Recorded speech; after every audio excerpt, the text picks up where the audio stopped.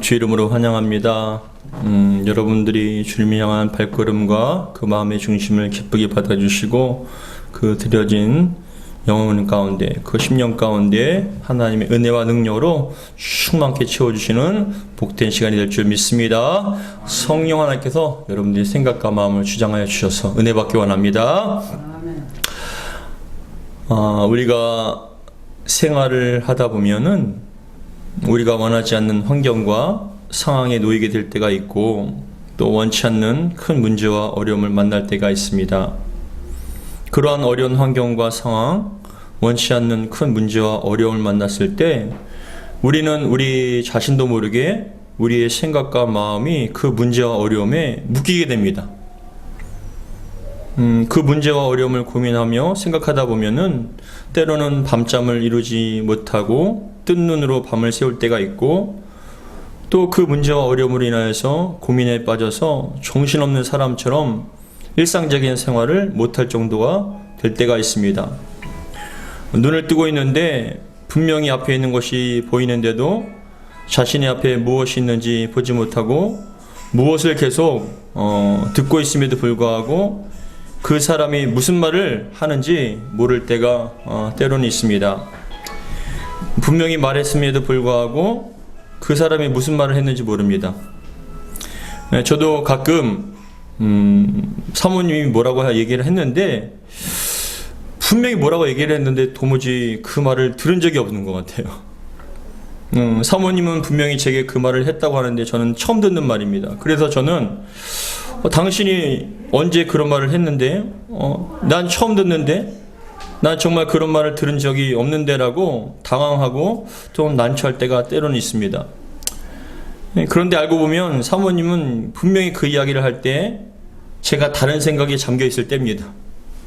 분명히 듣긴 들었지만 이미 제 생각과 마음은 다른 생각으로 꽉 차 있었기 때문에 그 소리를 들어도 무슨 소리인지 모르는 거예요. 기억이 나지 않습니다. 그래서 사모님과 또한 사람들과 대화할 때는 되도록이면 그 말에 집중하려고 노력을 합니다. 그래도 사실 듣긴 들어도 딴 생각에 젖어 있으면 그 생각이 그 말이 무엇인지 파악이 안 될 때가 사실은 많이 있습니다. 여러분들도 지금 이 자리에 앉아 계시지만 만약 다른 생각에 잠겨 있다면 여러분들의 눈은 저를 향한다 할지라도 제가 지금 무슨 말을 하는지 모르실 거예요. 이미 여러분들의 생각과 마음에 무엇인가가 잠겨 있고 무엇인가에 묶여 있다면 아무리 얘기를 해도 도무지 기억이 안 나는 거예요. 간절히 바라기는 이 시간 여러분들이 걱정과 근심, 염려와 모든 생각을 다 내려놓고 성령께서 역사하셔서 말씀에 집중하고 이 말씀 가운데 주님의 음성이 들려지기를 주의 이름으로 축복합니다. 오늘 본문을 통해서 저와 여러분들에게 주시는 말씀은 하나입니다. 예수님을 깊이 생각하라는 거예요. 오늘 주제 말씀이 그겁니다. 예수님을 깊이 생각하라. 오늘 본문 히브리서 3장 1절에서는 저와 여러분들이 어떤 존재인지를 먼저 말씀해 주시고 있습니다. 1절에 보시면 그 호칭을 뭐라고 얘기하냐면 함께 하늘의 부르심을 받은 거룩한 형제들아 라고 호칭을 합니다. 우리 1절, 3장 1절 같이 읽겠습니다. 시작. 그러므로 함께 하늘의 부르심을 받은 거룩한 형제들아 라고 말씀합니다. 함께 하늘의 부르심을 받은 거룩한 형제들아. 이 호칭은 이곳에만 쓰이는 거예요. 다른 성경에서는 이런 호칭을 쓰지 않아요. 함께 하늘의 부르심을 받은 거룩한 형제들아. 근데 여러분 특별히 이 함께 받은이라는 이 단어는 헬라어로 메토코이라는 단어인데 함께 받은 이 메토코이라는 단어는 함께 나눌 사람, 동역자라는 의미가 있어요. 그러니까 함께 하늘의 부르심을 받은 동역자 여러분, 거룩한 형제 여러분이라는 그런 표현이죠. 근데 이 특별히 메토코이라는 이 단어는 공통된 복이나 특권에 참여하는 것을 묘사하고 있어요. 공통된 복. 저와 여러분들은 하나님의 자녀되는 공통된 복을 받은 사람들이에요. 더 나아가서 우리는 하나님의 자녀로서 하나님의 풍성한 사랑과 은혜를 더 나아가서 천국의 모든 것을 누리는 특권을 받은 사람들이라는 거예요. 할렐루야. 저와 여러분들이 이러한 특권을 받은 줄 믿으시기 바랍니다. 그래서 함께 하늘의 부르심을 받은 거룩한 형제들아 라고 말씀을 하면서 우리가 믿음의 도리의 사도이며 대제사장이신 예수님을 깊이 생각하라라고 말씀을 합니다. 우리 3장 1절 다시 한번 같이 읽겠습니다. 시작. 그러므로 함께 하늘의 부르심을 받은 거룩한 형제들아, 우리가 믿는 도리의 사도이시며 대제사장이신 누구를요? 예수를 깊이 생각하라 라고 말씀합니다. 깊이 생각하라는 해당하는 헬라어는 카타노 에사테라는 단어인데, 카사노 에사테라는 이 헬라어는 어떤 의미가 있냐면 주목하다라는 거예요. 주목하다. 그리고 심사숙고하다. 그걸 깊이 생각하는 거예요. 그리고 파악하다는 뜻이 있습니다. 이 카타노 에사테라는 단어는 부정과거 명령법인데, 이 부정과거 명령법이란 뭐냐? 긴급한 일에 대한 주목과 함께 특별한 행동을 요구한다는 거예요. 그러니까 한마디로 얘기하면 깊이 생각하라는 것은 긴급한 일이에요. 뭐가 가장 긴급한 일이에요? 예수님을 바라보는 것이. 예수님을 생각하는 것이 가장 긴급한 일인데, 그 긴급한 일에 마음을 써서 깊이 관심을 갖고 지속적으로 바라보라는 거예요. 지속적으로 바라보라. 생각하라. 여러분, 그런데 이처럼 여러분 호감을 갖고 급한 일과 같이 마음을 써서 깊이 주목해야 할 그 대상이 누구라고요? 예수님이시라고요. 우리가 예수님을 바라봐야 합니다. 그런데 중요한 것은 왜 예수님을 바라보는지를 알아야 합니다. 여러분, 믿음의 성도는 세상을 주목하여 깊이 생각하는 것이 아니라, 돈을 주목하여 깊이 생각하는 것이 아니라 예수님을 깊이 바라보고 생각하라는 거예요. 그것이 성도들의 본질이고 사명이고 본분이라는 것이죠. 앞에 그림 보시면 19세기 러시아를 대표하는 위대한 작가 겸 사상가인 톨스토이라는 분 알고 계실 겁니다. 이 톨스토이. 근데 이 톨스토이 작품 중에 인생 독본이라는 책이 있어요. 근데 이 인생 독본에 나온 이야기인데, 어떤 사람이 도를 깨닫기 위해서 산속에 들어가기로 결심한 겁니다. 기도에 전념하기 위해서. 근데 그 산에 올라가면서 밑에 마을의 한 농부에게 부탁을 한 거예요. 밥을 좀 날라달라고. 밥을 좀 갖다 달라고. 그렇게 부탁을 하고 산속에 올라가서 오랫도록 기도를 하는데 깨달아지는 게 없어요. 하나도 깨달아진 게 없어서 답답한 마음에 한 수도사를 찾아가서 자신의 그 답답함을 얘기합니다. 그리고 도움을 요청하는 거예요. 깨닫고 싶은데 깨닫지 못한다라고. 이 수도사가 식사를 날라다 주는 그 농부를 추천하는 거예요. 그 사람에게. 그 농부한테 좀 가서 보십시오라는 거예요. 근데 이 농부는 굉장히 신앙과 믿음이 좋은 사람입니다. 그래서 얘기해 주기를, 그 농부가 사는 모습을 보면 분명히 깨닫는 게 있을 겁니다. 유익이 있을 겁니다라고 그렇게 추천을 해줘서 그 사람이 마을로 내려가서 농부의 집에 잠깐 머물게 된 거예요. 농부를 유심히 지켜보니까 그 농부는 하루를 시작하는데 여러분 식사를 아침에 한번 하면서 새벽에 일어나면서 주여 한마디 하고 밥을 먹고 하루 일과를 시작합니다. 저녁에 돌아와서 저녁을 먹고는 주여 한마디 하고 또 누워서 고운하게 자는 거예요. 며칠이 반복이 되다 보니까 새벽에 일어나자마자 주여, 또 밥을 먹고 자기 전에 또 주여. 이 사람이 화가 나서 수도사를 찾아간 거예요. 아니 수도사님, 제가 그 농부를 보니 하나도 뭐 깨닫는 게 없습니다. 뭐가 유익이 됩니까? 라고 그렇게 얘기합니다. 아무것도 배울 것이 없습니다. 깨달은 게 없습니다 라고 얘기한 거예요. 이 수도사는 가만히 그 사람을 쳐다보면서 그러냐라고 얘기하면서 기름 한 병을 줍니다. 기름병을 주면서 그 사람한테 농부의 집에 가서 기름을 좀 받아와라.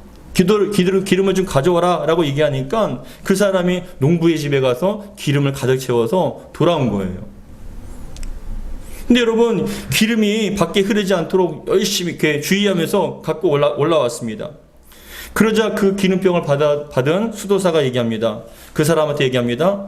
이 기름병을 가지고 농부의 집에서 오는 동안 주님을 몇 번이나 생각하셨나요? 라고 물어봤어요.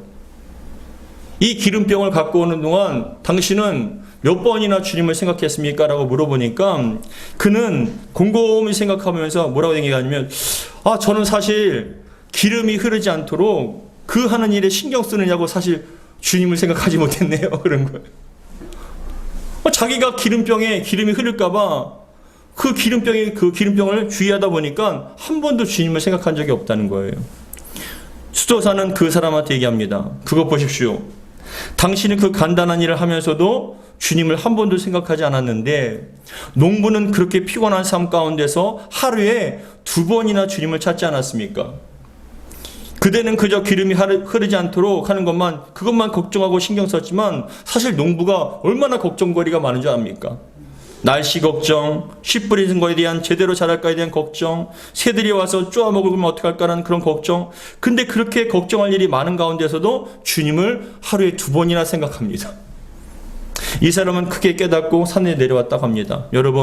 여러분들은 하루에 몇 번이나 주님을 생각하시나요? 우리는 우리의 삶에 있어서 항아리의 물이 또한 기름의 물이 엎어지지 않도록 흐르지 않는 일에 바빠서 정작 주님을 생각하지 못하고 살아가고 있지는 않습니까? 우리 기독교인들은 주님을 갈망하는 것 같으면서도 조금만 바쁘면 주님을 까맣게 잊어버리고 살고 있지 않습니까? 주님의 뜻대로 주님께 충성한 삶을 살고자 하는 것이 우리의 신앙의 목적이라고 말하지만 정작 우리의 삶이 조금만 바빠지면 주님을 생각하지 않는 거예요. 그런 시간이 없다는 거예요. 겨를이 없다는 것입니다. 그러나 여러분 잊지 마세요. 우리의 삶의 목표는 예수님이세요. 우리의 삶의 종착지에는 예수님 앞에 나아가는 거예요. 얼마나 가지고 누리며 사는 것이 목적이 아니라 주님 앞에 어떠한 모습으로 사느냐가 가장 큰 목적이고 인생의 가장 큰 의미인데 우린 그것을 잃어버린 채 세상의 것만 집중하고 바쁘다 보니 정작 주님을 놓쳐버리고 산다는 것이죠. 다시 한번 여러분 질문합니다. 여러분은 하루에 주님을 얼마나 생각하십니까? 예, 목사님 저는 새벽기도 합니다. 매일 기도 시간을 갖고요. 성경도 읽었는데 이 정도면 많이 생각하는 거 아닙니까? 라고 말할 수도 있지만 그러나 기도 시간이 주님을 생각하는 시간, 주님의 마음을 생각하는 시간, 주님의 뜻을 묻는 시간이라기보다는 혹시 나의 문제, 나의 생각, 나의 뜻을 주님께 아뢰는 시간으로만 여러분 채우고 있지는 않습니까? 오늘 본문 1절의 말씀에서 다시 한번 말씀합니다. 예수를 깊이 생각하라. 예수를 깊이 생각하라. 우리가 하나님의 부르심을 받은 거룩한 형제자매들입니다. 주님의 거룩한 자녀들입니다. 그런데 그런 자녀이고 그런 공동체고 그런 복을 받은 사람들이라면 당연하게 예수님을 깊이 생각해야 된다는 것입니다. 그런데 여러분 돈을 깊이 생각해요. 성공을 깊이 생각해요. 세상의 정욕과 욕심을 깊이 생각해요. 그것에 뜬 눈을 밤낮 없이 그것만 생각해요. 그러나 성경에서 우리 주님께서 말씀하십니다. 예수를 깊이 생각하라. 그렇다면 여러분 왜 예수님을 주목하여 깊이 생각해야 합니까? 왜 예수님을 깊이 생각하라고 성경에서 말씀합니까? 그 이유가 있습니다. 그 이유는 예수님을 바라볼 때 깊이 생각할 때 우리를 살리는 은혜와 생명이 임하게 돼요. 예수님을 바라보면 하늘의 은혜와 생명이 우리 안에 임하게 됩니다. 예수님을 깊이 바라보면 묵상하면 묵상할수록 우리의 길이 보이고 이 세상을 이길 능력이 우리에게 임하게 된다는 거예요. 여러분 봐보세요. 우리가 예수님 믿는 그리스도인이지만 세상을 주목하고 그 문제를 주목하면 자꾸만 낙담이 들어와요. 환경을 바라보고 그 생각에 그 문제와 환경에 자꾸만 얽매이다 보면 자꾸 마음이 어두워져요. 답답해집니다. 생명력이 사라집니다. 갈 길이 보이지 않아요. 근데 그 모든 걸 내려놓고 주님을 바라보고 주님을 깊이 묵상하면 우리의 길이 보여요. 생명과 은혜가 능력이 임합니다. 세상을 이길 수 없는 감당할 수 없는 믿음의 능력이 임하게 된다는 것이에요. 그래서 성경에서 말씀합니다. 예수를 깊이 생각하라. 우리가 여러 가지 힘든 시절을 보내고 있지만 그래도 하나님께서 우리에게 보내신 편지인 성경을 묵상하고 예수님을 깊이 묵상한다면 어떤 어려움도 우리는 이길 수가 있다는 것이에요. 여러분 그러면 예수님의 어떠함을 깊이 묵상해야 될까요? 예수를 깊이 생각하는데 예수님이 어떤 점을요? 어떤 면을 우리가 예수님을 깊이 묵상해야 됩니까? 첫 번째로는 직접 시험을 받으시고 도우시는 예수님이에요. 직접 시험을 당하시고 우리를 도우실 수 있는 그 예수님을 묵상하라는 겁니다. 생각하라는 것이에요. 예수님은 직접 시험을 받았습니다. 고난을 당하셨습니다. 인간의 몸으로 오셔서 막한 사단마귀에게 다 시험을 받으시고 고난을 당했어요. 배고프시고 때로는 피곤하시고 아파하시고 큰 고통을 당하셨습니다. 예수님께서 아세요. 인간의 몸으로 산다는 게 얼마만큼 힘든 일인지. 먹어야 되고 입어야 되고 수많은 걱정과 근심거리가 우리의 삶에 항상 존재한다는 것, 사단마귀는 우는 사자와 같이 우리의 영혼과 가정을 위해서 노력하고 우리를 넘어뜨려 합니다. 그 모든 시험을 이길 수 있다는 게 쉬운 일이 아니라는 걸 주님께서 알고 계시고 체험하셨기 때문에 우리를 능히 도우실 수가 있다라는 거예요. 야, 너 그것도 못 이겨? 그게 아니라 저 영혼 연약하다는 것, 부족하다는 것, 그래서 내가 도와줘야 한다는 걸 주님께서는 알고 계시다는 거예요. 그래서 우리가 주님을 생각하면서 도우심을 구하면 주님께서는 반드시 우리를 외면치 않고 다 도와주신다는 것. 마태복음부터 여러분, 마태복음, 마가복음, 누가복음, 요한복음 읽어보세요. 예수님의 도우심이 필요해서, 예수님의 정말 만지심이 필요해서 믿고 나가는 자를 주님께서는 한 번도 외면한 적이 없어요. 병든 자, 아픈 자, 귀신 들린 자, 삶의 고난을 받은 모든 자들이 주님 앞에 나올 때 주님께서는 그들을 거부하지 아니하시고 그들을 만져주시고 함께 해주셨다는 거예요. 히브리서 2장 18절에는 다음과 같이 말씀합니다. 그가 시험을 받아 고난을 당하였은즉 시험 받은 자들은 능히 도우실 수 있느니라. 주님 앞에 여러분 능력이 부족함이 없어요. 주님께는 어떡하지라는 말이 없으세요. 주님께는 능히 우리를 도우실 수 있기 때문에 그렇습니다. 그 주님을 우리가 날마다 생각하시고 깊이 생각하기를 주의 이름으로 축복합니다. 아멘. 우리는 어려울수록 주님을 더 깊이 생각해야 합니다. 주님도 이런 어려움을 다 겪어보셨으니 주님 지금 저희 사정 아시죠? 저희 마음과 아픔 아시죠? 주님 도와주세요. 그렇게 주님을 바라보고 주님을 깊이 생각할 때 은혜가 임한다는 것입니다. 우리의 죄를 사하시고 구원하기 위하여 채찍에 맞음으로 살을 찢어서 온몸이 피투성이가 되시고 묵묵히 십자가를 지시고 골고다 언덕에 오르신 그 예수님, 십자가에서 못 박혀 물과 피를 쏟으시며 그럼에도 불구하고 다 이루었다 말씀하시며 우리의 죄 사함과 구원을 기뻐하신 예수님, 죽음을 맞이하셨으면 죽은 지 사흘 만에 다시 부활하셔서 우리의 부활의 소망이 되신 예수님, 천국에서 우리를 기뻐하시며 반갑게 맞아주실 그 예수님, 우리를 아시며 도우시는 그 예수님을 깊이 생각할 때마다 우리는 은혜가 임한다는 거예요. 힘든 만큼 더욱더 주님을 더욱더 깊이 생각하고 깊이 묵상하기를 주의 이름으로 축복합니다.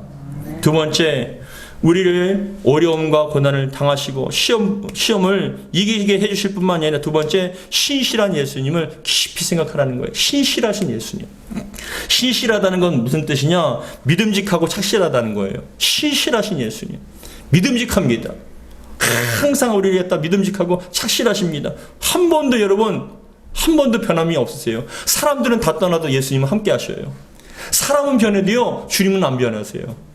사람들은 여러분 요동해도 좋을 때가 있고 나쁠 때가 있고 악해지기도 하지만 주님은 늘 신실하시고 동일하세요. 그 신실하신 예수님을 생각하는 거예요. 오늘 본문인 히브리서는요, 사실 믿음을 포기하려고 하는 사람들에게 쓰여진 편지입니다. 유대교에서 예수님을 영접하고 그리스도인이 된 사람들입니다. 근데 그리스도인으로 살다 보니 너무나 많은 핍박과 어려움이 있는 거예요. 제약이 있고 물질적으로나 육신적으로 많은 고통이 있고 정신적으로 영적으로 어려움들이 있다 보니까 이 사람들이 어떤 생각이 됐냐? 야, 이제 좀 다시 유대교로 돌아갈까? 아니면 예수 믿는 거 포기할까? 그렇게 흔들리는 사람들에게 이 히브리서를 통하여서 야, 믿음의 주님인 예수님을 붙잡아라. 주님만이 우리의 구원이시고 우리를 살리시는 분은 전능하신 하나님이라는 것을 그렇게 말씀하기 위해서 이 히브리서가 쓰여진 것입니다. 근데 하시는 말씀 뭐냐? 끝까지 포기하지 말라는 거예요. 믿음의 상급이 있고 믿음의 결과가 우리의 구원이라는 거예요. 예수님밖에 없다는 것을 강력하게 말씀하시는 거예요. 그래서 우리 오늘 본문 뒤에 보면 3장 6절에 보시면 다음과 같이 말씀합니다. 우리 3장 6절 같이 읽겠습니다. 시작. 그리스도는 하나님의 집을 맡은 아들로서 그와 같이 하셨으니 우리가 소망의 확신과 자랑을 뭐라고요? 끝까지 굳게 잡고 있으면 우리는 그의 집이라. 우리는 그의 집이란 건 뭐냐면 주님께서 우리와 함께 하신다는 거예요. 할렐루야. 어떤 어려움 가운데서 소망의 확신을 가지고 자랑을 끝까지 우리가 굳게 붙잡으면, 신실하신 예수님을 생각하며 그렇게 붙잡으면 우리는 주님의 집이 되고 우리가 주님 안에 거할 수 있다는 것을 말씀하고 계신 겁니다. 사랑하는 성도 여러분, 흔들릴 때마다, 힘들 때마다, 요동할 때마다 신실하신 예수님을 깊이 생각하시기를 주의 이름으로 축복합니다. 예수님께서 영원하신 신실하신 예수님을 생각할 때마다 주님께서 여러분들을 붙잡아 주실 줄 믿습니다. 세 번째, 우리는 어떤 예수님을 붙잡아야 하냐면은 세 번째, 영광 받으신 예수님을 생각해야 돼요.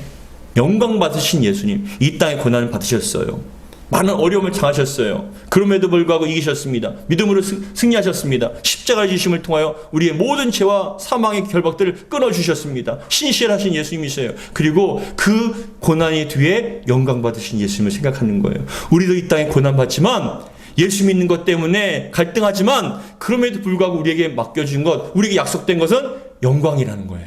할렐루야. 그래서 히브리서 3장 3절과 14절에는 다음과 같이 말씀합니다. 우리 히브리서 3장 3절과 14절을 같이 읽겠습니다. 시작. 그는 모세보다 더욱 영광을 받을 만한 것이 마치 집 지은 자가 그 집보다 더욱 존귀함 같으니라. 14절 시작. 우리가 시작할 때 확실한 것을 뭐라고요? 끝까지 견고히 잡고 있으면 그리스도와 함께 참여하는 자가 되리라. 할렐루야. 믿음으로 주님 붙잡으면 주님께서 주실 그 영광을 생각하면은, 부활의 영광을 생각하면 우리가 그 주님의 부활의 영광에 동참한다는 거예요. 여러분, 스데반과 베드로와 바울과 수많은 초대교회 순교자들, 아니 지금도 수많은 순교자들, 수많은 핍박자들, 그런 가운데서도 여러분, 그들은 공통되게 뭘 생각하냐면은 현재의 고난은 받을 영광과 좋게 비교할 수가 없다는 거예요. 우리가 받을 영광은 좋게 여러분 비교할 수 없다. 그래서 지금 현재 고난을 받는다 할지라도 우리는 더 큰 영광을 받게 될 것이다. 더 큰 은혜와 면류관을 받을 것이다. 말씀합니다. No cross, no crown. 십자가 없이는 영광의 면류관도 없는 거예요. 고난은 우리의 상급이 되는 거예요. 이 땅에서 여러분 많은 갈등과 어려움이 있지만, 고난을 당하지만 그럼에도 불구하고 그것을 이겨나고 영광을 바라보면 주님께서는 함께 영광을 부어주신다는 것입니다. 로마서 8장 18절 같이 읽겠습니다. 시작. 생각하건대 현재의 고난은 장차 우리에게 나타날 영광과 비교할 수 없도다. 생각하건대 지금의 현재의 고난, 이것만 바라보지 마세요. 지금만 바라보지 마세요. 앞으로 우리가 받게 될 영광을 바라보시기 바랍니다. 그 영광을 생각할 때 이 고난은요 별거 아니에요. 왜요? 영원토록 받을 부활의 영광, 하나님의 자녀로서 특권, 천국에서의 영원한 안식과 쉼, 그 모든 것이 우리를 기다리고 있습니다. 고난이란 과정을 통해서 우리에게 주어질 그 영광을 바라볼 때 우리는 승리할 수가 있다라는 것이죠. 사랑하는 성도 여러분, 잊지 마세요. 우리의 삶은 육신의 삶으로 끝나는 것이 아니에요. 이 땅에서 여러분 잘 먹고 잘 살기 위해서 예수 믿는 것도 아니에요. 이 땅에서 여러 가지 고난과 환난과 유혹과 시험이 있지만 그 끝에는요 영광이 기다리고 있습니다. 그 영광을 바라보며 믿음으로 승리하는 저와 여러분 되기를 주의 이름으로 축복합니다. 어떨 때요? 예수님을 깊이 생각할 때 그런 영광이 보여지는 것이죠. 그렇다면 여러분, 예수님을 깊이 생각할 수 있는 방법은 뭘까요? 예수님을 깊이 생각하라 하는데 예수님을 깊이 생각할 수 있는 방법은 무엇일까요? 어떻게 하면 바쁜 삶 속에서도 예수님을 잊지 않고, 아니 예수님을 깊이 생각할 수 있을까요? 두 가지만 말씀드립니다. 첫 번째, 작정해서 시간을 들이세요. 그 시간을 여러분 작정하세요. 작정하여 시간을 드린다는 것은 그 시간만큼은 절대 타협하지 않고 주님께 드린다는 거예요. 아무리 바빠도 그 시간만큼은 주님의 시간이라고 구별해서 드리라는 거예요. 타협하지 말고 건드리지 못하게 하는 거예요. 아침에 하루를 시작하기 전에 예수님을 바라보고 생각하는 그 10분, 그 10분이 여러분 영혼을 살릴 수 있어요. 저녁에 하루를 마무리하면서 주님을 바라보며 오늘 주님께서 날 보시기에, 주님 보시기에 내가 어떠한 삶을 살았는지, 하나님께 나와 동행하시는지, 내가 주님의 길을 가고 있는지 그 10분을 생각한다면요 우리는 얼마만큼 큰 유익을 받는지 몰라요. 아침에 10분, 저녁에 10분, 아니 그 이상의 시간도 되지만 최소한 그 아침에 10분, 저녁에 10분 주님을 깊이 생각하고 묵상함을 통하여서 여러분들에게 큰 유익, 영적인 은혜가 임하게 될 줄 믿습니다. 히브리서 12장 2절에서 3절에는 다음과 같이 말씀합니다. 믿음의 주요 또 온전케 하시는 이인 예수를 바라보자. 그는 그 앞에 있는 기쁨을 위하여 십자가를 참으사 부끄러움을 개의치 아니하시더니 하나님 보좌 우편에 앉으셨느니라. 너희가 피곤하여 낙심하지 않기 위하여 죄인들이 같이 자기에게 거역한 일을 참으신 이를 생각하라 라고 말씀합니다. 예수님을 생각하라는 거예요. 우리가 신앙생활 하다 보면 여러분 피곤할 수 있어요. 낙심이 들어올 수 있어요. 근데 그럴 때마다 우리가 예수님을 깊이 생각하면 우리는 모든 것을 이겨낼 수 있다는 것이죠. 2절에 보시면 예수를 바라보자 할 때 이 바라보자에 해당하는 아포론테스라는 헬라어가 있어요. 이 아포론테스라는 단어는 바라보자, 아포론테스는 주목하다, 시선을 고정하다는 뜻이 있어요. 주목하다, 시선을 고정하다. 그것에 여러분 주목하는 거예요. 그것을 바라보는 거예요. 고정되는 거예요. 자꾸만 저런 봐보세요. 세상은 자꾸만 우리가 주님을 바라보지 못하게, 고정되지 못하게 자꾸만 우리를 어지럽혀요. 이리 갔다 저리 갔다, 좌로나 우로나 치우치게 만들어요. 그러나 우리가 주님 앞에 바라본다는 건 집중해서, 주목해서 흐트러지지 않는 것을 말씀하는 것입니다. 예수님께 시선을 고정해서 지속적으로 바라보는 것을 말씀합니다. 3절에 보시면 생각하라 하게 합니다. 너희가 피곤하여 낙심하지 않기 위하여 죄인들이 같이 자기에게 거역한 일을, 참으신 일을 뭐라고요? 생각하라. 바라보라. 생각하라. 이 생각하라는 단어는 아날로 기스테라는 단어입니다. 아날로 기사스테라는 단어는 이 헬라어는 신중하고 심사숙고하라고 생각하라는 거예요. 신중하게 그것을 바라보면서 심사숙고해서 그것을 주목하라, 생각하라. 여러분, 다니엘은 뜻을 정하여 아침과 점심과 저녁에 시간을 구별해서 예배하고 기도하였습니다. 그 시간만큼은 절대 타협하지 않았어요. 아무리 바쁘더라도 한 나라의 총리입니다. 얼마나 바쁘겠습니까? 그런데 하루를 시작하기 전에 시간을 들여서 하나님을 생각합니다. 점심때 시간을 구별해서 점심시간 쪼개서 그 시간을 구별해서 드립니다. 주님을 생각합니다. 마지막 하루를 마무리하면서 주님을 생각합니다. 이 영적인 훈련과 습관은요, 조금도 타협하지 않았어요. 아무리 피곤해도 이 시간만큼은 드렸습니다. 그러니까 여러분이 환란이 와도 이겨내는 거예요. 목숨이 위협이 왔다 할지라도 그럼에도 불구하고 흔들리지 않을 수 있는 거예요. 여러분들이 왜 흔들리지 않을 수 있습니까? 그 시간만큼 드릴 수 있는 그 영적인 뿌리가 있기 때문에 여러분 흔들리지 않을 수 있는 거예요. 주님을 바라볼 때, 깊이 생각할 때 구원과 하늘의 소망이 우리에게 임하기 때문입니다. 시편 62편 1절과 5절엔 다음과 같이 말씀입니다. 같이 읽겠습니다. 시작. 나의 영혼이 잠잠히 하나님만 바람이요 나의 구원이 그에게서 나오는도다. 나의 영혼아 잠잠히 하나님만 바라라. 무릇 나의 소망이 그로부터 나오는도다. 그로부터 나온다. 나의 영혼이 잠잠이라는 건 뭐냐면 세상의 걱정과 근심과 분주했던 것들을 다 끊어버리고 집중을 하는 거예요. 우리가 또 기도하다 보면 자꾸만 세상의 것이 들어오잖아요. 걱정이 들어오잖아요. 그것을 다 끊어버리고 믿고 맡기며 내려놓고 하나님께만 집중을 하는 거예요. 근데 하나님께 집중하면요 소망이 보여요. 하나님께 집중하면요 구원이 임하게 됩니다. 보이지 않았던 길이 열려지고요. 그 어둠이 휘잡혀서 절망과 죽음을 생각하던 그 영혼이요 소망이 생기고 희망이 생긴다는 거예요. 근데 여러분 마음만 그렇게 되는 것이 아니라 실질적으로 삶 속에 그런 길이 열려진다는 것이죠. 그런 의미에서 다시 한번 시편 62편 1절과 5절 같이 한번 읽어보겠습니다. 시작. 나의 영혼이 잠잠히 하나님만 바람이요 나의 구원이 그에게서 나오는도다. 나의 영혼아 잠잠히 하나님만 바라라. 무릇 나의 소망이 그로부터 나오는도다. 아, 주님 생각하니까 보이지 않는 길이 열려져요. 막힌 것 같은데 여러분 열려집니다. 보이지 않는 것 같은데 길이 있습니다. 구원이 임하게 됩니다. 그래도 우리는 잠잠히 다 내려놓고 주님께 집중하는 거예요. 하나님, 제 머리가 너무 어지럽습니다. 너무나 많은 일로 인해 신경 쓰입니다. 묶여 있습니다. 도와주세요. 하나님께 집중할 수 있도록 도와주세요라고 간절한 마음 기도하고 주님을 깊이 생각하다 보면 주님을 떠올립니다. 여러분 기도하실 때 주님을 상상해 보세요. 그 십자가의 주님을, 그 천국에서 영광이 빛난 주님을 생각해 보세요. 그리고 주님께 집중할 때 우리 마음속에 소망이 임하게 되고 구원이 임하게 된다는 것이죠. 두 번째, 우리가 주님을 깊이 생각할 수 있는 두 번째, 시간을 정할 뿐만 아니라 두 번째, 예수님의 눈과 마음으로 바라보는 습관을 가지라는 거예요. 우리 빌립보서 2장 5절 같이 읽겠습니다. 시작. 너희 안에 이 마음을 품으라. 곧 그리스도 예수의 마음이니. 어떤 마음이요? 예수님의 마음을 품는 거예요. 예수님의 마음을 품으라는 것이죠.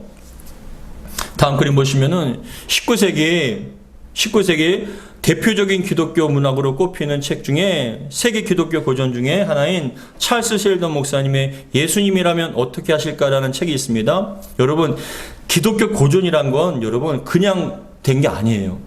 기독교 고전이라는 것은 뿌리가 있는 거예요. 영성이 있어요.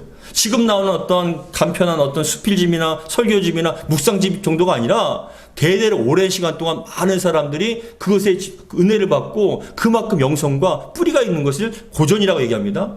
그런데 세계 기독교 고전 중에 하나인 그 찰스 헬턴 목사님의 예수님이라면 어떻게 하실까? 기독교 고전 중에는 그런 것이 있죠. 어거스틴이 참회록에 있고 우리가 잘 아는 존 버년 목사님의 철로역정, 그런 것들이 고전이라고 얘기를 하는데, 고전이라는 것은 정말 영적 유익과 뿌리가 있는 것을 얘기합니다. 근데 이 찰스 헬턴 목사님의 예수님이라면 어떻게 할까라는 이 책은 1896년 초판이 나온 이후에 전 세계에서 21개의 언어로 번역이 된 거예요. 21개의 언어로 번역이 돼서 지금까지 5천만 부 이상 판매된 베스트셀러입니다. 근데 이 작가 찰스 헬턴 목사님이 당시 기독교 문명권의 많은 사람들이 명목상 크리스찬 있잖아요. 썬데이 크리스찬이라고 얘기합니다. 근데 그러한 명목상의 크리스찬, 썬데이 크리스찬으로 아무런 변화 없는 시대를 살아가는 그런 모습들을 보면 안타까워하는 거예요. 분명히 예수 믿고 예배를 드리는데 삶이 변화가 없어요. 은혜가 있고 없고 열매가 없어요.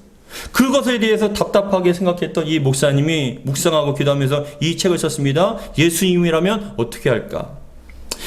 우리의 삶 속에서 크리스천들이 이러한 상황에서 예수님이라면 어떻게 하실까라고 묻고 대답하는 것이 영적으로 굉장히 큰 유익과 힘을 준다는 것이죠. 이 책에서 찰스 헬턴 목사님은 중요한 순간마다 예수님이라면 어떻게 할까라고 스스로 물어봐야 한다라고 얘기합니다. 예수님이라면 어떻게 하실까? 예수님이라면 어떻게 하실까? 정말 모든 그리스도인들이 일상생활 속에, 삶 속에서 항상 스스로에게 질문을 해야 합니다. 예수님이라면 어떻게 할까? 성도 여러분, 지금 여러분들이 고민하고 힘들어하는 상황에서 예수님이라면 어떻게 하실까요? 그 문제와 어려움 속에서 인생의 중요한 선택의 기로에 놓여 있는 상황 속에서 예수님이라면 어떻게 하실까? 누군가에게 상처받고 누군가에게 아픔을 받아서 또한 그 문제 앞에 고통을 당할 때 예수님이라면 어떻게 하실까? 어떻게 선택하시고 어떻게 행동하실까? 어떻게 반응하실까? 항상 그걸 생각하는 거예요. 그러다 보면 여러분, 예수님이라면 이걸 어떻게 생각하셨을까? 저도 이 말씀을 일주일 내내 묵상했습니다. 이 상황에서 예수님이라면 어떻게 반응하셨을까? 묵상하다 보면, 생각하다 보면, 그래, 그냥 지나가셨겠지. 그래, 그에 대해서 믿음으로 승리하셨겠지. 예수님이라면 어떻게 하셨을까? 항상 이 질문이 여러분 삶 가운데 임하기를 주님 축복합니다. 예수님이라면 어떻게 하셨을까라는 이 물음이 모든 생각의 시작이 되어야 합니다. 예수님이라면 어떻게 하셨을까? 예수님이라면 이걸 어떻게 반응하셨을까? 어떻게 결정하셨을까? 예수님이라면 이걸 어떻게 행동하셨을까? 모든 생각의 시작이 예수님이고 생각의 중심도 예수님이 되어야 된다는 거예요. 그러면 여러분들에게 너무나 큰 영적 유익이 있어요. 영적 건강함과 능력이 여러분 가운데 임하게 될 줄 믿습니다. 사랑하는 성도 여러분, 예수님의 생각과 마음으로 생각하고 말하고 행동하는 주님의 참된 제자가 되기를 주 이름으로 축복합니다. 오늘 말씀이 말씀합니다. 믿음의 도리의 사도이시며 대제사장이신 예수를 깊이 생각하라. 묵상과 생각의 깊이가 깊으면 깊을수록, 예수님을 생각하면 생각할수록 여러분들에게 은혜와 능력이 임하여서 여러분의 삶이 주님 보시기에 합당하고 아름다운 삶으로 바뀌어지게 될 줄 믿습니다. 세상이 주는 걱정과 근심, 세상의 분주함, 세상의 악한 음란과 더러움과 추악함, 더 나아가서 걱정과 근심, 그런 것을 묵상하지 마시고 주님을 묵상하세요. 그러면 해답이 보입니다. 길이 보입니다. 삶 속에 묶였던 것들이 끊어지는 역사가 나타나게 될 줄 믿습니다. 하나님께로부터 오는 구원과 소망이 여러분 심령 가운데 흘러넘치기를 주 이름으로 축복합니다. 어떻게 해요? 예수님을 깊이 생각할 때 시간을 구별해서 드리고 아침과 때로는 저녁에 그 단 10분이라도 주님을 깊이 생각하며 주님 오늘 하루도 함께 해주세요. 어떤 일이 있는데 주님의 마음대로 주님의 뜻대로 행동할 수 있게 하시고 결정하게 하시고 그렇게 살아갈 수 있도록 도와주세요. 하루를 마무리하며 주님 오늘 하루의 삶을 되뇌어 보입니다. 그때 그 당시에 그 상황 속에서 제가 주님께서 기뻐하지 않는 삶을 살았음을 고백합니다. 주님 정말 용서를 구합니다. 주님 회개합니다라고 그렇게 간구할 때 우리의 생각과 모습들이 점점 주님을 닮아가고 주님께서 주시는 은혜를 풍성하게 누리게 될 줄 믿습니다. 여러분들이 그렇게 되기를 다시 한번 주의 이름으로 축복합니다. 기도하겠습니다. 아버지 하나님 감사드립니다. 예수님이라면 어떻게 하실까? 예수님이라면 어떻게 결정하실까? 예수님이라면 뭐라고 말씀하실까? 항상 우리의 생각의 시작이 예수님이 되게 하시고 모든 생각의 중심이 예수님이 되기를 원합니다. 우리에게 정말 때로는 고통과 아픔이 있고 또 원치 않는 문제 가운데 신음하며 고통을 받고 있을 때가 있습니다. 그럴 때 그때마다 예수님이라면 어떻게 하실까? 예수님이라면 어떻게 반응하실까라고 항상 예수님을 생각하고 예수님을 깊이 생각할 수 있도록 도와주시옵소서. 우리 주 예수 그리스도로 기도하옵나이다. 아멘.